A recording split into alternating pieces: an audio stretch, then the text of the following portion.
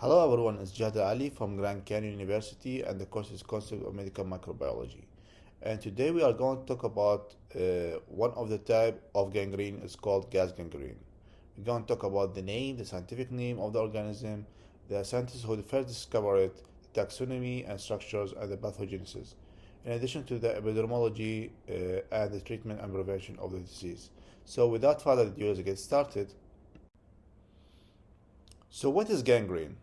Gangrene is a serious life-threatening condition that occurs when considerable mass of body tissues dies by means of necrosis, caused by a loss of blood supplies due to the underlying illness like atherosclerosis or diabetes mellitus, or injury like trauma happened during the accident, through the accident, or infections.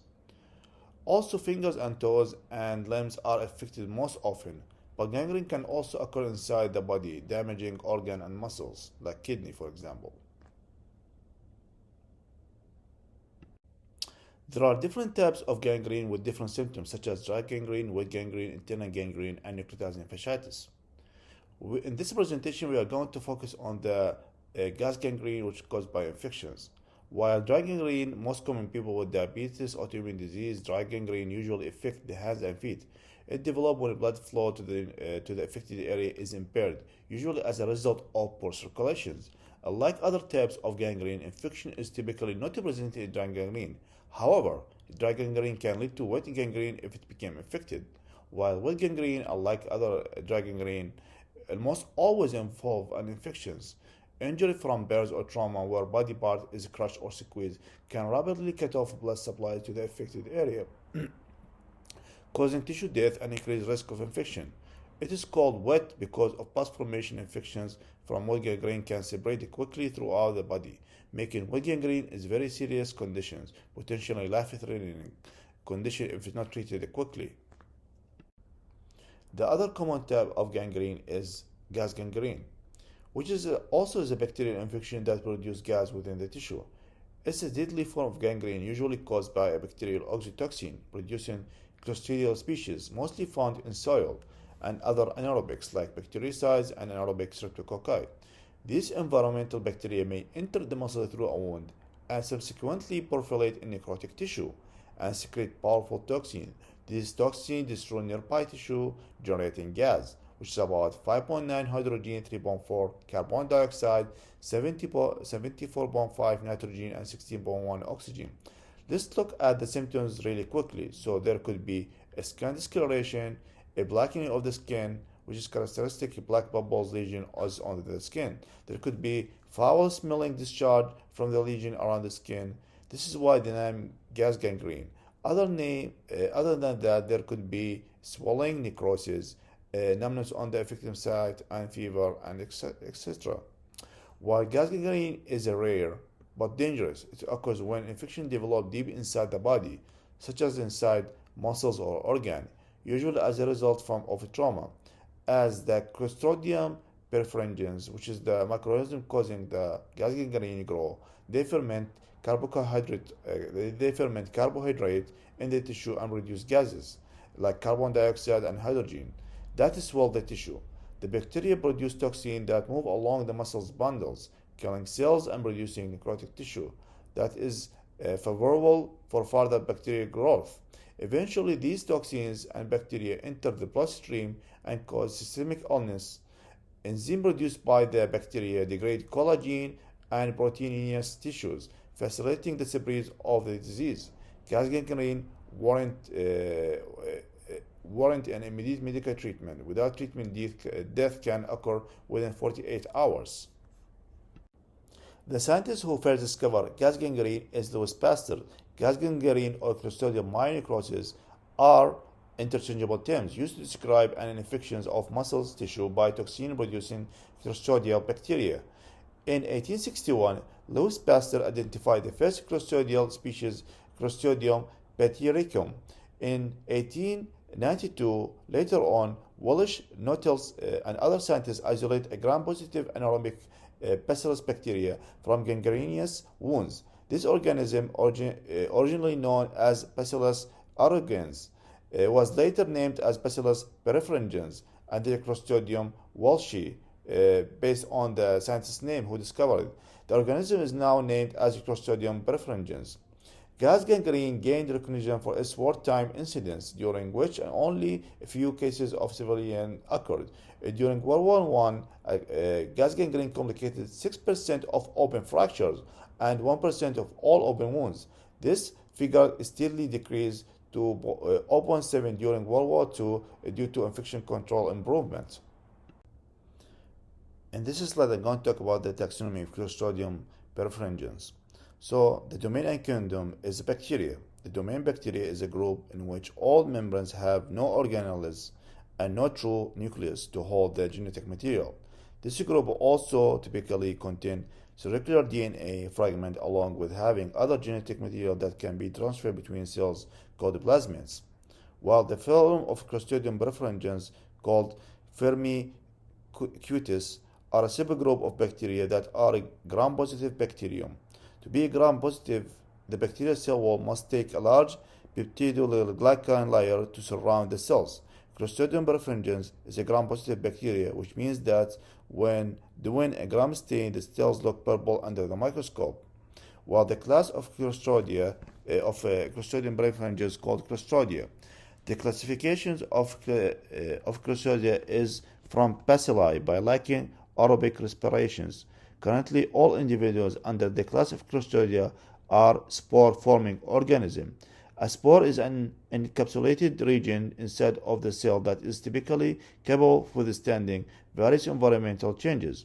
It protects the genetical material and some basic cellular machinery to start cellular replication for years.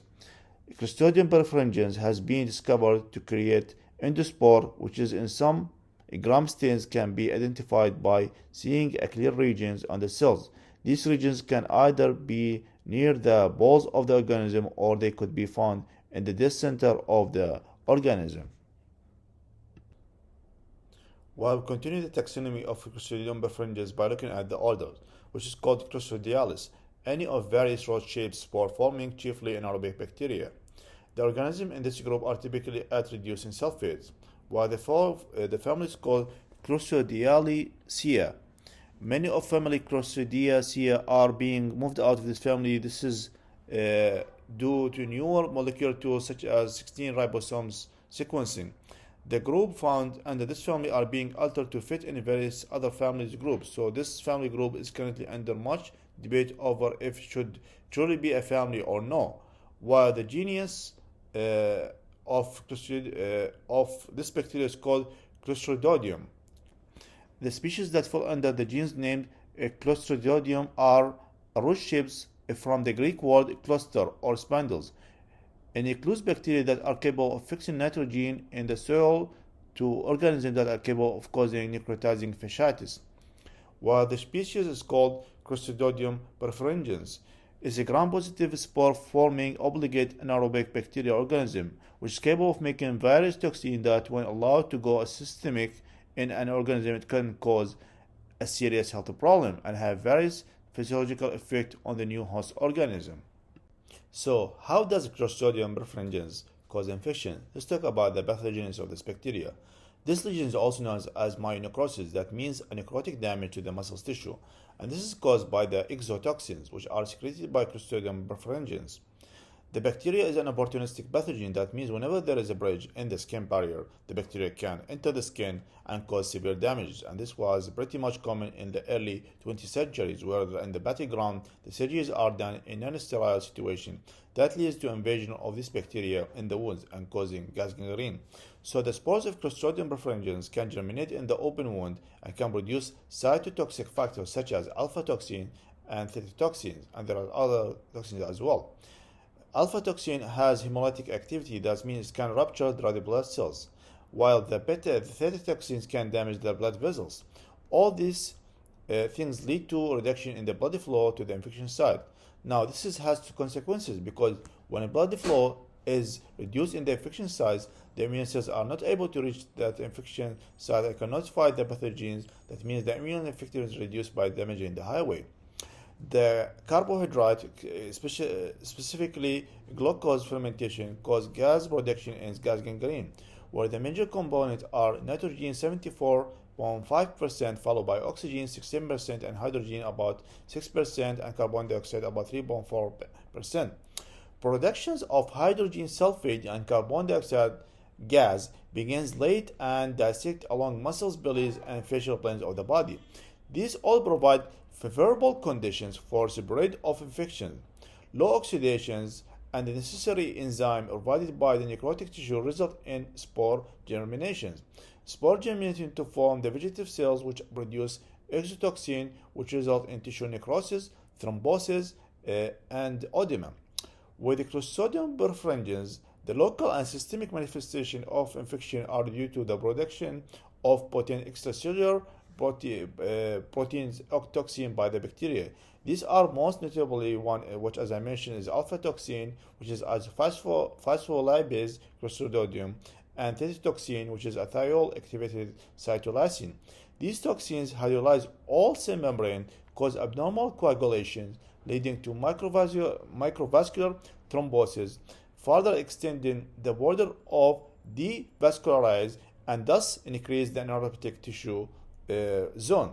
Furthermore, the product of tissue breakdown, including creating phosphokinase, myoglobin, and potassium, may cause secondary toxicity and, as a result, cause renal impairment. So let's talk about the epidemiology of Clostridium perfringens bacteria. Various species of the genus Clostridium, which are gram-positive endospore-forming anaerobic, widely found in soil and in the intestinal tracts of human and domesticated animals, which grow readily in such conditions.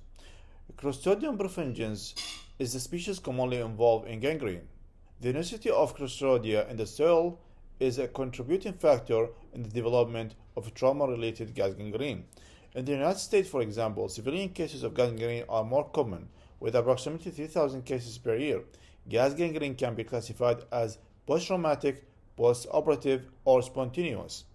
Post-traumatic gas gangrene account for 60% of all over incidents. Most cases involve automobile collisions. Approximately 50% of all gangrene cases are the result of severe traumatic injury, and 40% occur following surgeries. Gas gangrene can result from improbably performed abortion. Clostridium perfringens, which reside in the genital tract of about 5% of all women, infect the uterine wall and lead to the gas gangrene, result in life-threatening conditions in bloodstream infections and bloodstream infection. Approximately two-thirds of cases of gas gangrene affect the extremities or limbs, and the remaining one-third involve the abdominal wall. So how treatment of gas gangrene and prevention of this disease? So treatment of gangrene involves removing the tissue, treating and preventing the spread of infection, and treating the condition that cause gangrene to develop. For example, controlling diabetes mellitus. Slowing to fast progression of the disease, early management of gas gangrene play a critical role in saving patients. Three main classes of therapy are recommended in general: surgical debridement of necrotic tissue, using of antibiotics, and hyperbaric oxygen therapy. The combination of aggressive surgical debridement and effective antibiotic therapy is the determining factor for successful treatment of gas gangrene. In cases of advanced bacterial toxemia, blood transfusion and supporting therapy may also be required to manage pain and secondary pathophysiology conditions. So, debridement of all wounds should be performed as soon as possible, with the removal of badly damaged, contaminated, and necrotic tissue, especially in patients who might have been contaminated by soil, farmland, or dirty water. The infection is rarely eradicated after single debridement, and the serial debridement are most always needed. Optimally, 3 debridement space between 12 to 36 hours apart are required to obtain control of gross infections. Radical debridement may necessitate the limb amputations. It removes the source of infection and toxins, and furthermore, removal of infracted tissue improve the subsequent penetrations of antibiotics. While there is another therapy called maggot therapy, which is a non-surgical way of debridement to remove dead tissue when used to treat gangrene. Certain types of maggots from fly larvae, especially breed in sterile laboratory conditions, are placed on the wounds, where they consume the dead and infected tissue without harming healthy tissue around. They also help fight infection and speed up healing by releasing substances that kill bacteria. Let's talk about also currently a combination of penicillin and clindamycin is a widely used, which is a number of studies show that protein synthesis inhibitors, example, clindamycin, chlorophyminosol, and rifampin and tetracycline, may be more effective because they inhibit the synthesis of clostridial exotoxin and lessen the local and systemic toxic effect of these proteins.